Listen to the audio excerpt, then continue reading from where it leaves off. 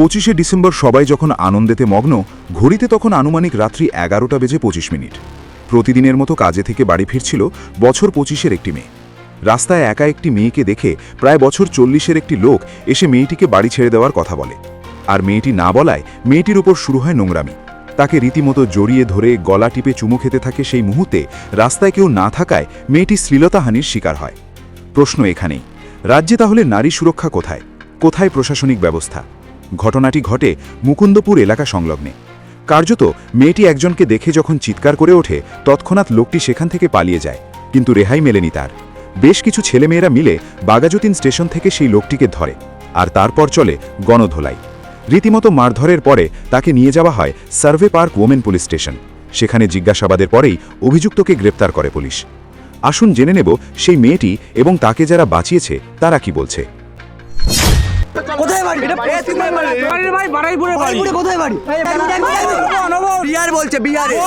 বিহার বলছে। বাড়াইপুরে কোথায়? বাড়াইপুরে কোথায়? বাড়াইপুরে বাড়ি। পদ্মপুকুরে বাড়ি আমার। বাড়াইপুরে পদ্মপুকুরে বাড়ি। কি হয়েছে? আলটিমেট কি হয়েছে দিদি? কি হয়েছে? ও মুকুন্দপুরে উত্তালিকায় কাজ করে, ঠিক আছে।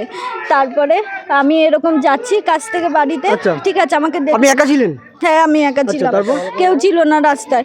তারপরে আমি বললাম কি, ও তো আমাকে আসলো আমার কাছে এসে বলছে, বলে তুমি কোথায় যাচ্ছ? আমি বলি আমি তো বাড়ি যাচ্ছি অজয়নগর। ঠিক আছে, বলছে আমি তো অজয়নগর যাব।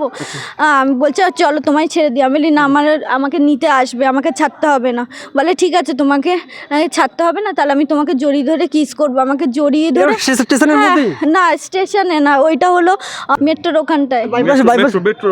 হ্যাঁ, তারপরে জড়িয়ে যেই ধরে আমায় কিস করছিল, ঠিক আছে। আমি ওকে মেরেছি, দুটো চড় মেরেছি করছি, আমার গলাটা টিপে ধরে তারপরে জড়িয়ে ধরে কিস করেছে। তারপরে একটা দাদা তার ছেলে বাচ্চা টাচ্চা নিয়ে যাচ্ছিল।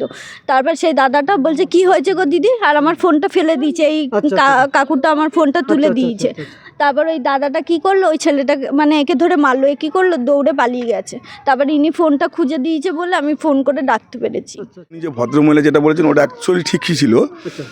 তা উনি যখন মানে প্রচণ্ড মানে এমন একটা সিচুয়েশন হয়েছিল যেটা মানুষের প্রতি, যেটা একটা মেয়ের প্রতি যেটা হলে যেটা হয় একটা স্বাভাবিক, সেটা হয়েছিল। আমি যখন বললাম আপনার কী হয়েছে, উনি বলে আমাকে এরকম ঘটনা করেছে, কিস করেছে জোর জবস্তি ধরে।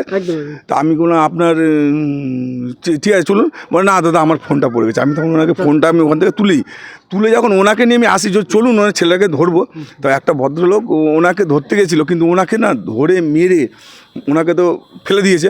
ফেলে দিয়ে ছুটে এসে এখানে যে এসে উনি যে ধরতে পেরেছেন, এটা আমার সৌভাগ্য।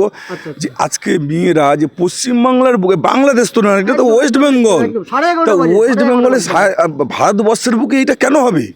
হ্যাঁ, মানুষের মধ্যে এত পাশবিক, এত মানে জঘন্য কালচার কেন থাকবে? যে আজকে মানুষ কি আমার ঘরের মেয়েও তো আসতে পারে, আপনার বোনও আসতে পারে, আপনার মেয়ে চারও রাস্তায় আসতে পারে না। আমরা যেরকম সাবলীলভাবে ঘুরছি, আপনার সব কটা মেয়েই ঘুরতে পারে। সেখানে কিভাবে যে একটা মেয়েকে এইভাবে যে একটা ছেলে হেনস্থা করতে পারে, এইখানে যদি আপনারা লিগাল স্টেপ নেন, আমার মনে খুব শান্তি পাবে। এটা আমরা ভারতবাসীর পক্ষে থেকে বলছি, প্রত্যেকটা ভারতবাসীর দরকার এই লিগাল স্টেপ নেওয়ার, যাতে কোনো মানুষের, কোনো মেয়ে যেন এটা কোনো রকমের প্রবলেম যেন না শিকার হয়, সেই জন্য আপনারা দেখবেন। এটা নারী সুরক্ষা অবশ্যই, নারী সুরক্ষা কিছু নেই। এটা ওয়েস্ট বেঙ্গল আমাদের গভর্নমেন্ট কী করছে জানি না আমি, আমাদের গভর্নমেন্টের তো এটা কোনো হেলদোল নেই। যাই হোক, যেটা ঘটে গেছে, কিন্তু ঘটনাটা বিষয়টা হচ্ছে এই ঘটনাটা ঘটা দরকার ছিল না। মানুষের মানবিকতা, মানুষের উচ্ছৃঙ্খল, মানুষের যে নৈতিক দায়িত্ববোধ, এগুলো থাকা দরকার আছে। এটা কি দিদি, কারোর বোন, কারোর, হ্যাঁ, আরে ওনারও তো বোন, ভাই বোন, যে কেউ একজন তো রাস্তায় দেখা গেল অনেক সিনিয়র পারসন, স্বাভাবিক। সেখানে দাঁড়িয়ে এটা তো ঠিক না। আমি এটা আশা করিনি, কখনোই আশা করিনি, আমার বেঙ্গলের আশা করি না। একদম একদম একদম। Thank you so much. এই মুহূর্তে আমরা দেখতেই পাচ্ছেন যে বাঘাযতীন স্টেশনে দাঁড়িয়ে আছি, রাত্রি 11:30 বাজে অতিক্রম করেছে।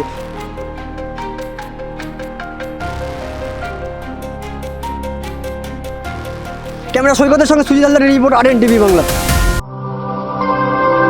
বাংলার সঠিক খবর সঠিক সময় জানতে ফলো রাখুন RN টিভি বাংলা।